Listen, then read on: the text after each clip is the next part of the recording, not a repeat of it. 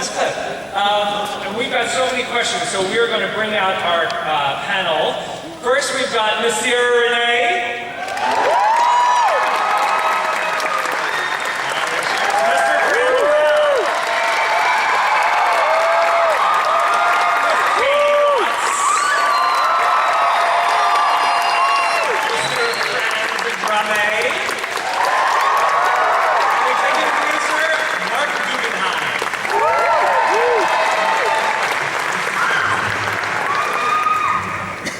So what did you guys think of that clip?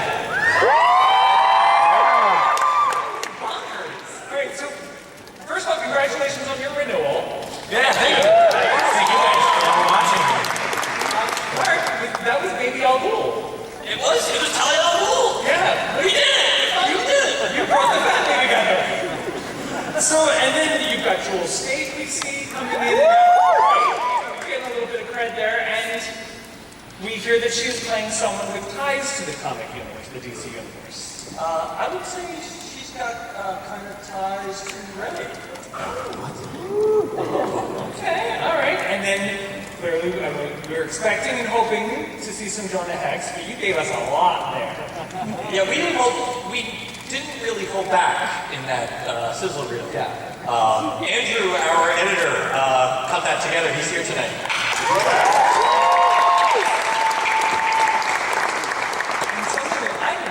But it looks like you're going back to Star City, back when a certain someone had a full head of hair. Me? No. Blackboard. Detective Lance. Yeah, Detective Lance. Detective Lance and pre-Queen's Gambit Sound Lance. Yes. With her bangs. With her bangs. And by the way, Katie is so great in that episode. I love it when she plays pre-Gambit Sound. It's awesome. Nice. Okay. Gambit is the boat, right? Yeah, just the boat. Yeah, just the boat. Just in case anyone else. So Mark, when this show was greenlit, when you guys got picked up and we talked back then, this guy, I've never seen someone so excited about getting like a fifth job. You were giddy about the chance to put together a super team and tell this story. Why was that? No one's done it before. No one's done a superhero ensemble on television. So there was that. There was also 10-year-old boy me, which is really, when I take on something, I really ask him, should I do this? And 10-year-old boy me was like, all these superheroes and supervillains in one show, and then you can go to any corner of the DC universe at any time? Like, of course you gotta do it. And this is my favorite, because you know how we all have our favorite like villain or that one character we really latch onto? Your favorite villain was Vandal Savage. Yeah, I remember. It's really good. Like, who has Vandal Savage as their favorite villain? When did you find this guy and realize, like, oh, I want this one? You know what? There was an issue of Flash. I forget what number. Someone in the audience will know it. From Volume 1, where the Vandal is punching the Flash and kicking the Green Lantern. And that was like one of the first comic books I owned, and it just made an incredible impression on me. And then you got to go and not just tell this story, but you got to pick the cast. You got to pick these characters. What was it like putting together your super team? I'll tell you, someone today, one of the reporters asked me, well, how did you pick everybody? And the truth is, the answer is sort of unexciting, because basically, this was our first choice right here. I mean, like, oh yeah, we knew we wanted, Dominic and Wentworth, and Victor from Flash. We knew we wanted Kitty and Brandon. We just didn't expect them to say yes. That was the surprise. And we couldn't be more excited. It's incredible. It really, I mean, literally everyone here, including Sierra and Franz and Arthur, were our first choices. We didn't go to another actor to play Rip Hunter and got passed on and then came to Arthur. Everyone who's on the show is our first choice. That's incredible. That never happens. You never get everything you want in Hollywood. When you guys were starting to think of that, because you already had Katie and Brandon on board in the universe, when you guys were saying oh, we should do a super team, did you think, oh my God, we gotta get Katie and Brandon back? Yes. I mean, we knew we had built a whole season of Ray becoming the Atom. And we also knew we had the Lazarus pit in the back of our pocket for Katie, so it made total sense. And we were actually just we were, even if Legends hadn't gone forward, you know, hopefully Brandon would have said yes to returning to Arrow in season 4, as he did, and we knew that we were going to tell the story of Sarah Lance coming back to life. It just so happened that we were able to make that work with Legends, and Katie and Brandon were terrific, you know, agreed to participate and join, you know, the first half of Arrow season 4, just like, you know, Franz and Sierra were great to come into the first half of Flash season 2 to establish their character. And now, this you mentioned that this is not your average superhero show. You've got a massive cast. You've got this ensemble. You've got wings. You've got, I mean, like that takes up half the room. And then you've also got all of time that you can play with, and you've got very devoted and attentive comic book fans who know this stuff. How has it been? Who is kind of like the one who really like brings all this in? It's like, okay, we've done this, we've done this. Who's got the giant map and everything? You know, it's sort of it's a group effort. You know, we've got a wonderful writer assistant, Gus Beerhard. All of us are, you know, comic book nerds. You know, I, at this point, certainly know every episode of Arrow that we produced. You know, we've got a bunch of people who help us with all the Flash continuity. And we work really, really hard to try and make it all hang together. Hopefully, please God. Hopefully we do. And now, so you've spent the season with these guys. You guys are starting to work on your filming your finale, correct? Yes. Which I'm sure is probably going to be just a very quiet, sedate hour of just self-reflection. It's a bottle You guys show. just sitting around drinking tea, going like, "Ooh, we had such a year." What have you learned from bouncing something like this? I don't know if we have the kind of time to go into that. We learned a lot. I mean, we've learned an awful lot. I think fundamentally we've learned, you know, what can an episode sustain? You know, and that's something I know we went through with Arrow also, like where we try to focus the episodes a little more. You'll start to see this in the back half of the year. I feel like we applied a lot of lessons we learned in the first days to the last days. And you guys can completely disagree with me if you'd like. No, I mean, I think it's a whole learning process. As you said, whoa, this has never been really attempted or done. How do you tell this big story, involve all the characters and their past, and introduce new ones in 16 episodes of 42 minutes apiece? It's daunting. And what we haven't done in season 1, we'll get in season 2. And now, Brandon and Katie, were you guys prepared for it's a pretty dramatic shift in tone coming from Arrow, where, you know, there was Ray got to do a lot of the lighter stuff, but Sarah didn't have to need some time. To come to this where there's so much just fun and so much running around and excitement. Like, you didn't have to worry about taking 3 arrows to the chest. You didn't have to worry about the angst and all that stuff. You know, that was actually one of the hardest parts, was adjusting to the difference of tone of the show. And I remember when I got the pilot script and like reading Sarah's lines, and she's like, "You want to dance, Leonard?" and like all this stuff. I'm like, "Whoa! Like, who is this? Like, this doesn't feel like Sarah at all." And I think because she's kind of gone through so much, and it was like she's died. Like, everything has just been bad. At this point, she's kind of like, "All right, like." Be able to have some levity to it, so that kind of allowed her to adjust to being on the show, and I think it's just, yeah, she's got a new lightheartedness that is nice to see for her. And I think for Ray, I mean, you're right. I did get to do a lot of that already in Arrow and Flash. So Ray didn't change too much. I think maybe he has even a little bit more fun, allowed to have a little bit more silliness more often. An opportunity actually to go a little bit deeper into the drama, as it were, especially getting later into the season. Whereas I didn't do as much of that in Arrow, and I get more involved in the fighting and all that stuff in this than, because we only had a couple episodes of Adam in Arrow before we evolved into Legend of 12. And in all the places that the team has traveled, are there no dry cleaners? Because for someone named White Canary, her costume is filthy. It's kind of like taupe off It's white. like, Yeah. it's like a dirty beige canary. We're having discussions about it, you know. We've had conversations about this. We have a lot of conversations, actually. Yeah, who knows? Maybe it'll be all worked up and get a kind of new outfit next season. You never know. I guess this is a good time to announce the character who will be joining in season 2, the dry cleaner. I really thought you were going to say it. I was like, wait, Mike, don't spoil it. Sarah, when you also came from, the likeness of Flash, and then a couple episodes in, they go and kill your destined boyfriend. What did you think when you got that script? And you're like, oh my god, you just got together again. Yeah, well, I don't know that they were quite together. They were definitely working together. I don't know. I think every kind of twist and turn that's been thrown our way has helped Kendra grow substantially, which is kind of something that she needs. But yeah, it was very different coming from Flash, which is definitely lighter and a bit happier. But I also think that her storyline in general just was pretty dark to start with. It's not like necessarily the happiest one.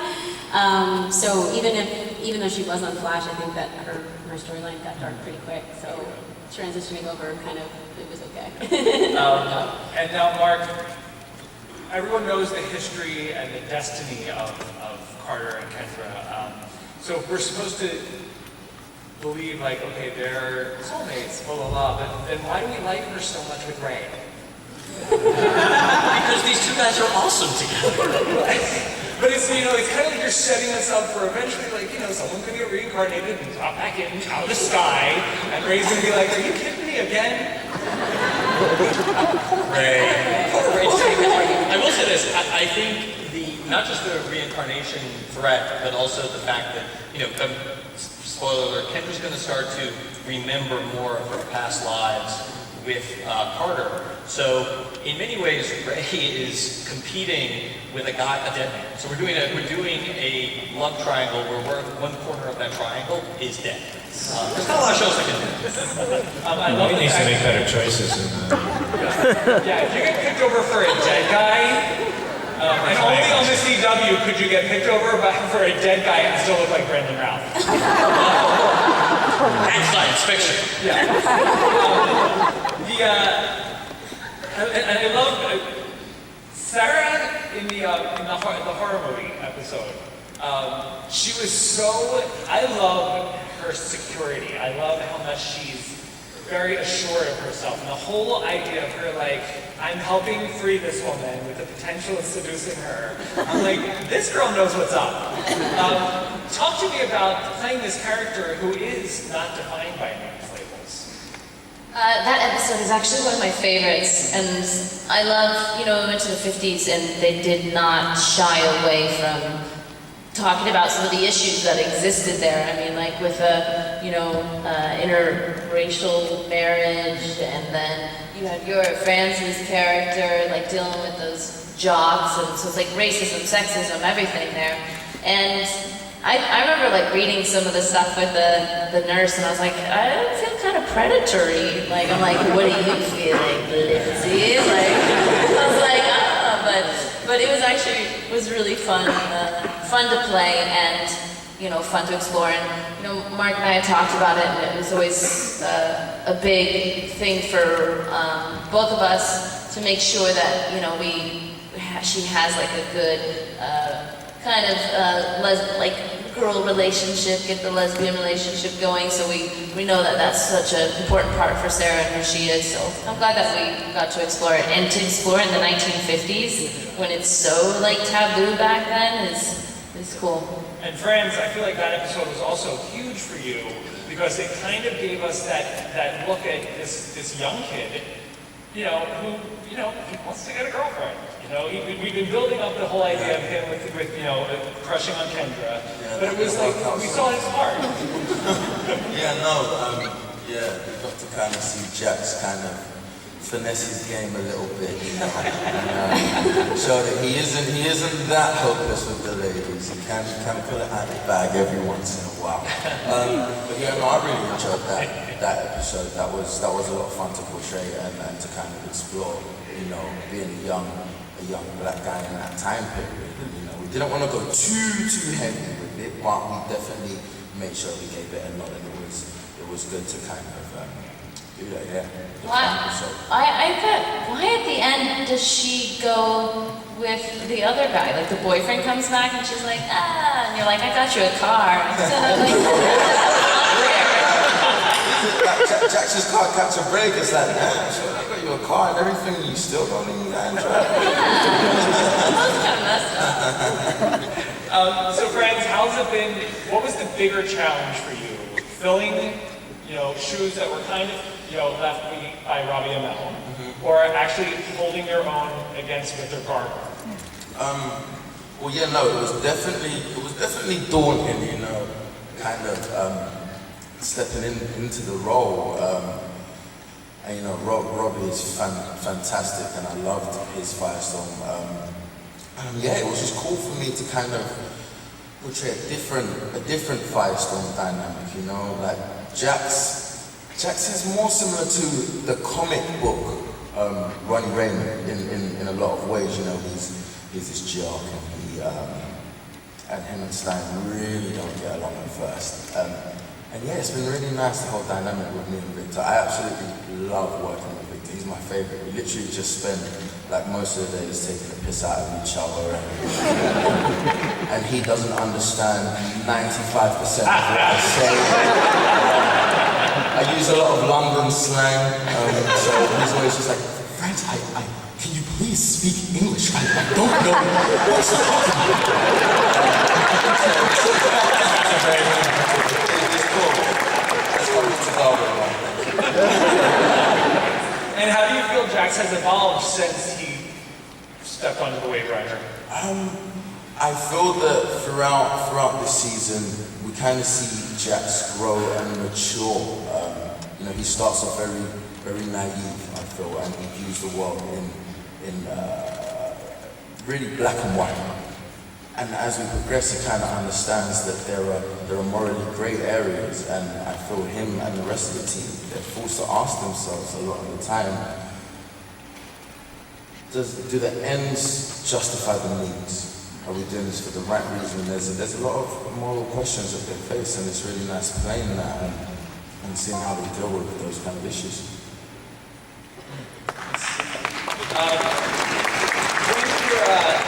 When you talked to Mark about putting together this team and knowing everyone that you wanted, has there been going forward, because you brought in so many other characters, some DC comic stuff, like Jonah Hex and whoever Jewel State is connected to, have you been like in a bartering program with DC Comics of like, okay, we want these guys, but later on we're going to want these guys, and we'll give you this? We just have, honestly, we just have ongoing conversations with DC. It's not really about bartering, it's really about communication in terms of what are their plans, what are our plans. Hey, this character is locked up, on this project. How about using this character? That literally just happened. Jeff Johnson and I were on the phone last week. We're working something like that out for one of the shows. Like I said, so it's just a dialogue. They've got a lot of balls in the air and a lot of plates spinning and a lot of different characters that they've got to manage across a whole ton of comic book, TV, and film projects. So it's great just to be able to have that ongoing discussion, that ongoing dialogue. And yeah, we're always pretty honest about our wish list and our future plans. And we're very, very lucky. We've gotten a chance to do things, I think, that Greg Berlanti, Andrew Kreisberg, and I never even dreamed possible. So we're incredibly fortunate. And these guys, it feels like the show we talked, for the actors, it does feel like we've gotten to a point where this team works together. When they were first brought together, it was very disparate, it was very contentious for some of them, but now these guys have really started to pull together, and then of course you leave us with a cliffhanger where half of them are below, and then one of them's frozen. How has it been for you guys taking that ride from a bunch of strangers stuck on a spaceship to a team?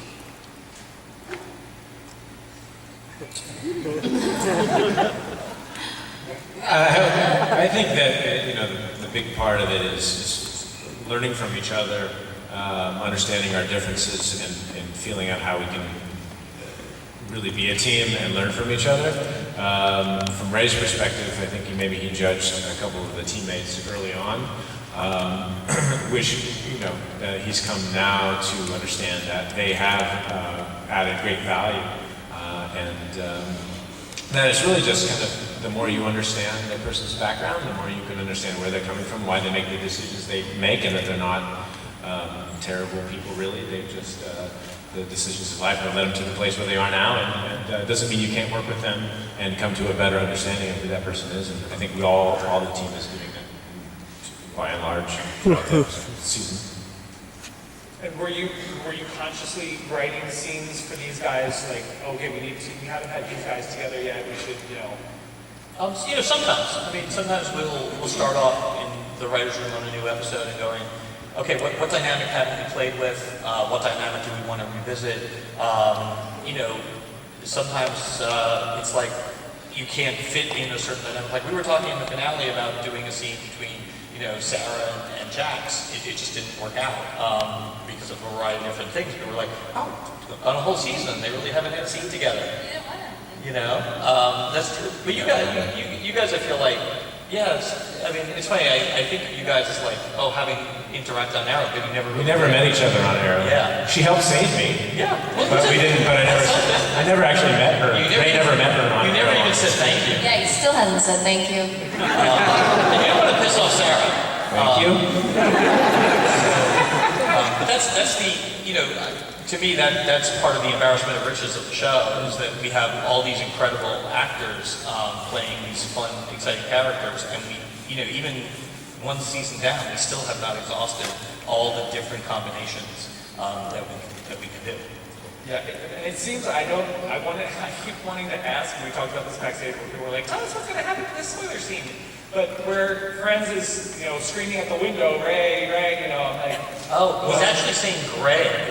Ray. Yes, he's saying that to Victor Garber. Little pet name for Stein. And then, all right, let's talk about the stories and the eras that you visited so far. For the cast, what has been your favorite so far? Wild West. Is that because you got to be the sheriff? That helped. But just kind of showing up and putting on the Western gear and my trench coat, duster, and my hat was pretty fun. And it was like miserable shooting a lot of stuff in the rain, in the mud, days on end. But it still was a lot of fun, actually. And rode some horses. Yeah, that was fun. The horses were fun. It's always fun working with horses and trying to get them to do what you want them to do. Like they have a mind of their own. It's like, guys, can you just stay? Like, it was a lot of fun. It was hard, but it was fun, for sure. It was cool. Katie? I feel like I just belong in the 70s, so that's a good one for me. And Sierra? Well, aside from loving the horseback riding and the Western, I really like the 50s. Yeah, just because we got to discuss issues that I feel are really relevant to right now, and I think that's really great that we can use our art to do something, to speak on something that's happening now. And it also served to kind of feed that romantic possibility that, if you guys have seen the photos from advanced episodes, the two of you sitting and seemingly having a very lovely picnic, luncheon together. This is paparazzi. We just decided to have a picnic. The day off. What can you tease us about what we could expect from that situation? I think it's a complicated situation for sure, as we've already discussed with, the dead guy triangle that we got going on. Very powerful. I think it's also going to be interesting to see what this 2-year time gap is going to do for them, because that's how long they get stuck. So that's plenty of time to either come close together or tear far apart. So Come back together, maybe. or maybe that. Yeah. Okay. Something that I did want to talk about also is, and it's something that I haven't heard a lot of talk about, but it's such a cool part of it, is this dynamic between Sarah and Brent. There seems to be, I feel like, it's definitely not a shipping thing. It's more of like, this girl could take over. like she could become the captain. And eventually, I feel like we're going to have to see some kind of moment between these two where they hash out this dynamic. Girl power. I don't know. I think Sarah has an issue with authority. And I even like when they would, in the writing, like if it was ever Sarah calling him captain, I'm like, nope.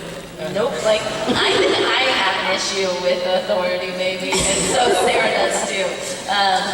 And kind of playing that like, oh, like, you know, like if Rip tells Sarah what to do, it's like, so I think there is it's hard for her to, and Sarah's pretty capable, you know, so like, and Rip's messing up a lot, lies a lot, so I don't know, we'll see what happens. But I'm seeing raised eyebrows out at the end of the table, so I'm thinking it's on the top. Yeah, well, you know, it's funny, you're right, not in a relationship kind of way, but ever since episode 3, where Sarah and Rip, you know, basically had their story together, one of the surprises was, whoa, Arthur and Katie are phenomenal together. And there is, you know, there's definitely some interesting stuff coming up with them. You get to do something in 15 that you can, why don't you tell me? Really? Yeah. Well, Sarah might sit in certain caption's chair at some point and may possibly be flying a time ship. Nice. So Rip Hunter better watch out because Captain Canary is coming in. And did you realize, was there any kind of chemistry read for Franz and Victor? Because these two click so well together. Yeah, we had a chemistry read, which was really cool. We literally got on like a house on fire from the moment that we met. So yeah. They're so cute off screen too, like on set. Like they're my favorite. Like they're so sweet and like just total opposites. But like, and it just see like Victor, like he cares so much. You guys care so much about each other. It's really cute. Yeah, man, Victor's my home.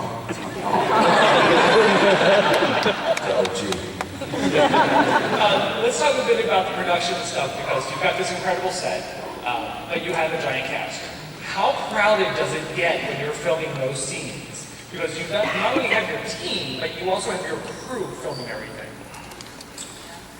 Well, you know, the Wave Rider, the bridge, is pretty big actually. It's well designed and allows the characters to be on dollies and moving and while we're doing scenes. There's enough room around the table for all of us to listen to Gideon or look at whatever's up on the screen. And not feel claustrophobic as well. Plenty of room for things to blow and sparks to go off and CO2 explosions to go off behind us. So we fit a lot of action in that particular space. It's great to have the ship be almost all complete. The inside, obviously the outside looks not like a ship, but the inside it's really cool. We live in such a fantastical world to have that much. Be real is a real treat, I think, for all of us. How did you guys get to pick your seating arrangements? It changes depending on how we feel about each other, the characters, not personally. Where each director needs us to be for a particular shot. Sometimes we do long one-er shots that have to kind of keep everybody in the shot, so it's easier to the whole choreography to camera sometimes to tell the story. Though I didn't choose the captain chair. Yeah. So when you're filming these giant scenes with the whole cast, who is the one you're like, they're gonna break? This is the scene where they're gonna crack up. We don't have.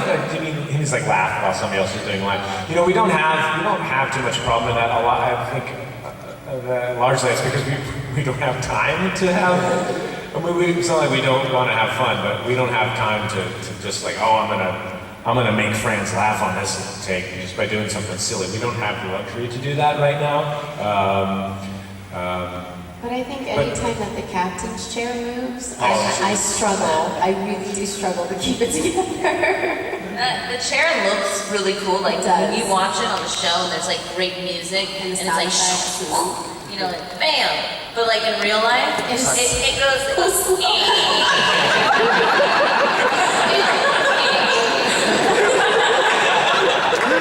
We gotta fix that for season 2, actually. Yeah, It's really embarrassing too. I have to put a high chair, like a booster seat too, because else it's like way too small. So we need some upgrades on that chair. there'll be some adjustments. Season 2, that's what we always do. Because right now it sounds like one of those things like the seats that go up the stairs. Granny, That's exactly what it is. I think that might actually be like the same rig. All right, so which character would you want to play for one episode aside from yourself, your own character? Captain Cold. White Canary. I think I'd rock that outfit still.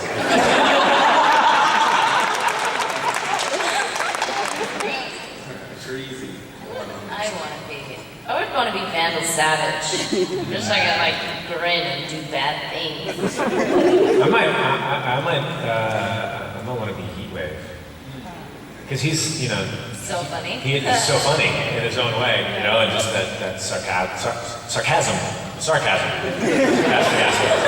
Dom doesn't know he's so funny. Like He's beginning. he's hilarious. Like I think he's so He's awesome. funny, and I'm like, and he's like, no, I'm not. You don't know you're funny. You're lying. Would there ever be a chance that you guys talked about writing episodes where these guys get mixed up as to who their alter ego is? Freaky Friday. No. What? Now I gotta give you like a story by credit if we do that. I got some witnesses. Because imagine Ray Palmer as like some like insult curling supervillain bitchy dude. Don't you get easy ones, Mark. Don't you get easy ones. What do you think about that? Like Batman. And also, like, you know, like, you'll see, like, so on Sisterville in the upcoming episode, you know, when Katie plays her younger self, it's like a completely different character. So, I mean, everyone on the cast is actually, you know, they've got that game. You know, they can go to those other places and be a different person. So I think that could be a lot of fun. All right, for the actors, what is the best part of playing a superhero? The costumes. I love dressing up in the costumes. The first time I put mine on, I think I ran around for like 10 minutes being a 5-year-old. In fact, one of the first times that I put it on and was shot in the suit, they called cut and were like, okay, Franz, you realize you don't need to go. We're gonna do that in post. It's okay.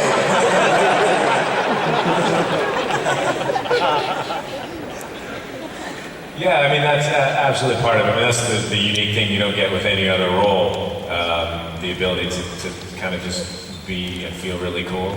And unique, like, you know, I more and more I'm working on just recognizing how cool it is that, aside from my stunt doubles every once in a while, I'm the only one that really gets to put that suit on and play this character, and it's really unique and pretty special. Ladies? I think it's been really interesting seeing how playing a superheroine has been affecting, you know, the comic book fans. It's been really amazing to see the outpouring of love from the female fans and how excited they are to see another superhero girl. I think that's been one of the most fascinating things about it, and also one of the coolest things. I was just at Heroes and Villains Fan Fest in Chicago, and there are 2 little girls who were decked out, had like movable wings and everything, and it's just so fun to see that little girls have something to look up to, and that gets to be me is like so awe-inspiring and awesome. Yeah. Those costumes are on point. They were crazy good. I like just like you feel so cool. Like, I like the feeling of like looking around and just like, I could, you know, take it one of you. Like, not in real life, like I could in real life. I think you really could take us. Everyone thinks I'm like way tougher than I really am. You kind of are though. She will kick you in your Kind of beat face. me up. Like, When we say that, now someone's gonna try to come fight me at a bar. Then I'm just gonna get arrested and like. But no, it's just like you feel cool. Like you have stunt people where, you know, like you fake punch them and they like fly across the room and you're like, yeah. And Sarah, did you, when you first saw the wings, were you just like, oh, thank God they're badass and not like? oh, I like was 3D never wings? worried. I was never worried because I don't think I watched the Smallville thing with Hawkman, and I know people had talked about like, oh, really, Yeah. or something, and I was like, well, I never thought, so I don't know.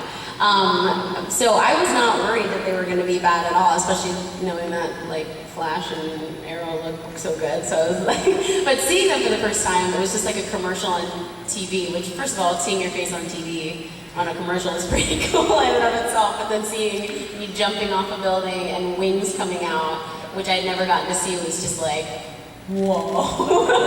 It was a really, really cool thing. Okay, there's so much leather on this show. So many leather costumes. Who's got the noisiest costume? No leather. Yours is like lycra, isn't it? No, but it like clicks, and it also makes like The gears on it too. sounds. Yeah. And all the little individual gears, the joints move. And also my heels of my suit. A lot of the time they clip clop, like Monty Python coconuts. I've not made a big fuss to make them change it because I love it actually. Right. How long does it take to get into that thing? We got it down now. I get into, there's a two-part underpiece suit that I get into my trailer, and then I walk the set and I get into the actual armored part of it. So it's, I mean, if we were going to do it fast, we'd probably do 15 minutes, but more relaxed, it's more like 15 to 20. But you're saying that there is a time during production where you're just walking around Vancouver in a two-piece under. Yeah, vacation time. I usually have a jacket on. Time for us to look at your kids. Okay, so The suit's pretty revealing even without that, so you're not missing much. you guys had Mr. Stephen Amell on your show, and some of you had worked with him on his show. But how was it having him as the guest star? We told him what to do. Like, get us coffee, Stephen Amell. We shot, especially when we were on the Arrow set, it still felt like... He's never been to like our hood really. Yeah, he didn't Shot come it on on the the Arrow spaceship. But we were on the Arrow set, which was weird too, like when we went and shot that, because that was the actual Arrow set, and they just messed everything up and like, you know, put all the tarps and like cobwebs and smashed the glass, and I'm like, oh my god, this is so sad seeing it like that. But it was... What? Well, the way we achieved that look was we had the Arrow wrap party the day before, and we just Perfect. But it was so fun working with him, like, and seeing Steven as like an old man. He's like such a cute old man, like just like, get off my lawn. Like, that is so gonna be him at 65. And the greatest is that even like 30 years old, he was clearly still doing his push-ups. You know, like, he just got grayer, but he's still jacked. Was there a discussion about a belly for him? Because I feel like he was very fit, 65, and he should have had a fake, like, fat belly. we did talk about it. Did Stephen X say that? He was like, oh my I just God. think that no one would buy the idea that Oliver Queen would ever lose those abs. He just doesn't want to believe that. Like, keep that fantasy alive. Basically, the concession we made was his 8-pack is now a 6-pack. That's it. All right, so when the show started, we talked a lot about how this was an anthology series, that this was, you know, in the same way that there is a comic book mini-series of 12 episodes or 12 issues or whatever. Now that you're getting close to the end, can you talk about what kind of next chapter we should be looking for? I think it's a little early for us to talk about the next chapter. I will say that at the end of this season, you will get a very definitive end to this chapter. You'll get, you know, an answer to whether or not the teams succeeds in their mission to stop Vandal Savage. You'll get a answer to the question of the resolution of the, you know, Ray, Kendra, Carter love triangle. You'll get to know more about what the Time Masters are up to. You know, I don't think there are too many unanswered questions at the end of the season. Right? Am I lying? No, I think you're right. And obviously, you don't want to spoil anything, but do we need to worry about a shakeup on the team? Well, Yeah, can we? I know, I want to make a question. Like, well, let me talk to you guys, some of you guys after this panel here. Okay. You know, I think, look, we've got we have a couple of empty chairs on the wave rider, you know, right now. We've got, you know, Carter's and Rory, so we've already sort of gone through some of our shakeups there. So as long as there's an empty seat, and now there are two, anything's possible. Okay. We're going to go to audience questions, and I think that you guys are already lined up over here. Oh my God, look at the wings in the front row. I've been there for a long time. You're the best! We're only gonna have like a couple minutes though. Hey, my name is Dominic. I'm a Vancouver local. Sorry about the rain and the paparazzis and the autographers. Hopefully, when you guys are shooting on set, I'll be able to say hi and, you know, we're not strangers. My question is for the cast. We know that Rip is totally feeling urgent about saving the future, and with no disrespect, I know that the team is having fun and they're kind of just like cruising along on the ride. Just wondering how your characters internally are kind of accepting or feeling that motivation of saving the future, aside from kind of the typical heroics becoming a legend, knowing that Rip had said you guys are almost like throwaway, matterless in time. And then, very second question was, is the Firestorm ability to transmutate objects is it embargo? Is it embargo? I definitely feel that we will be, you know, Jax and Stan will be exploring, handling their powers a bit more.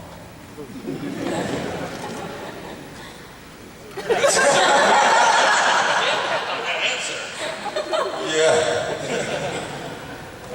The first part of your question, I think that, you know, as discussed in this episode 2, pilot episode 2, when Katie, when Canary talks to Ray and kind of says, you know, Rip says this about our future, but we get to decide kind of what we want to do. And even if he says that we're worthless losers and we're not legends like he led us to believe, we don't necessarily believe that. We're going out to try to make our mark and to make a difference in the world for each other's, you know, separate motivations, but to do that. So we all understand he has ulterior motives, but we all are, you know, confident in our own ways that we're going to make a difference no matter what he says. I feel like for Hawkgirl, it's so much more personal and not really about making a mark or changing the future. It's about changing her cycle, like stopping that cycle and killing Savage. It's so, for her, I think it's just a very pinpoint purpose. It's not so much of who is she and what is she doing and whatever. She's just like, I have this one thing that I have to do and I gotta figure out how to do it, so. Yeah, I think like Rip and Kendra, this is a very personal fight too with Vandal Savage. I mean, this is very personal. I know for Sarah, I think it's a little less, it's like, okay, yeah, let's save the world, but like you were saying, like you're traveling through time, and she's like, oh, let's have fun.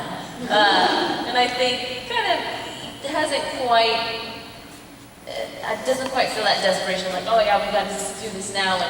But I think that's also coming from Rip and Kendra, and it's like, okay, I'll help you get this mission. Just because for them, like, Vandal Savage is so personal with what he's done.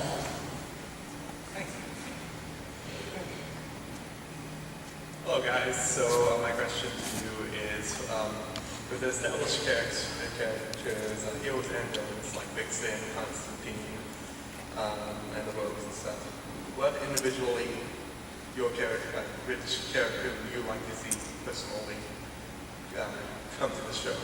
Like either main cast or possibly main villain. I'd love to see some more girls. I'd love it if Vixen could be on or something. I think that'd be amazing. So yeah. I thought she was awesome on Arrow, and that was a really fun episode. And I like that idea, the magical aspect. So, but I mean, so Vixen and Constantine are both, I think good examples of that. And he already has kind of his existence in the world. And the fact that he's helped Sarah with her bloodlust is crucial as well. But I think it'd be awesome if Killer Frost came back. It was on our list. A rogue woman character. Yeah. I think I want some I feel like we need some Speedy, some Athena, come on. I still owe her for killing me all those years ago.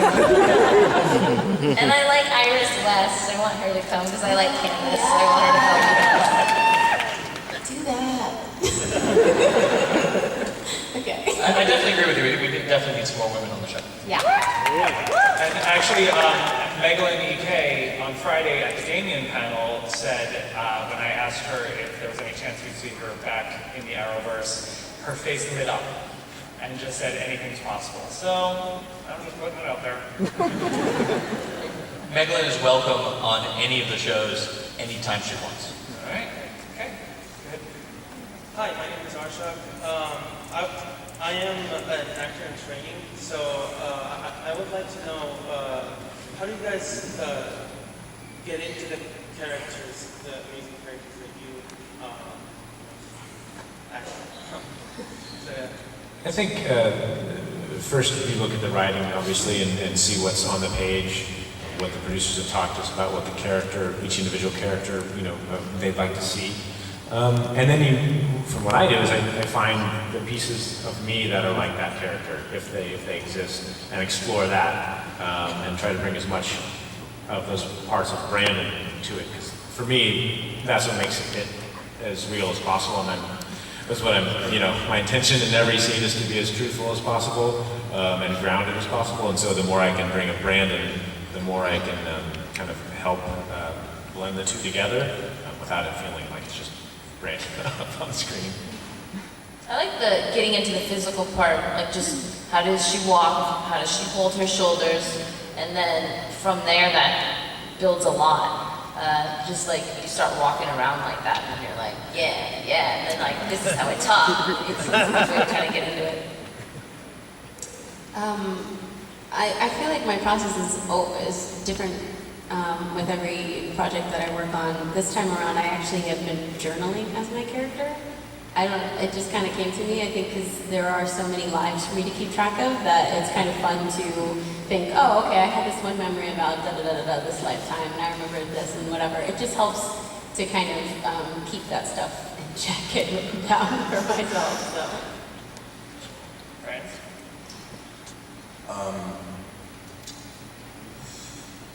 Yeah, pretty much.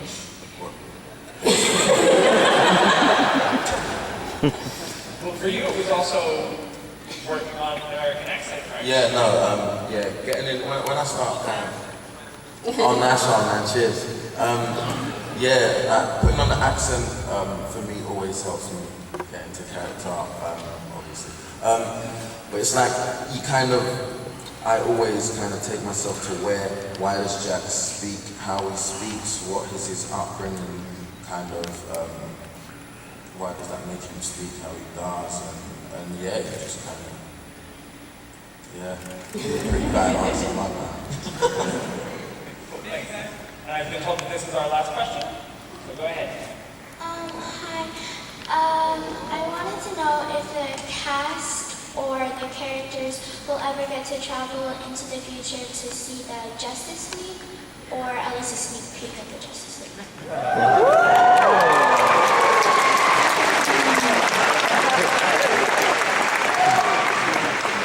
That would be pretty cool if we did. They are going to go into the future.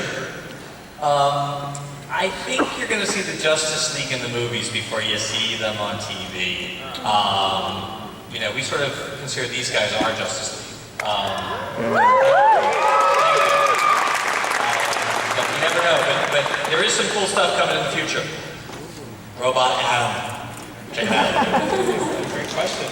Thank you. And there's, you know, even though you might not be able to get to the league, there are legions out there. There are societies. I think of us as a gang. And the thing is, a lot of, like, there's a fair few of us, our characters, who are actually leaguers, like they are in the league, so. That's all right. You guys checked out the pink pages on the finale, right? Check my phone. Oh, speaking of, okay, so you told us that we will have these resolutions, but how should we prepare for the finale?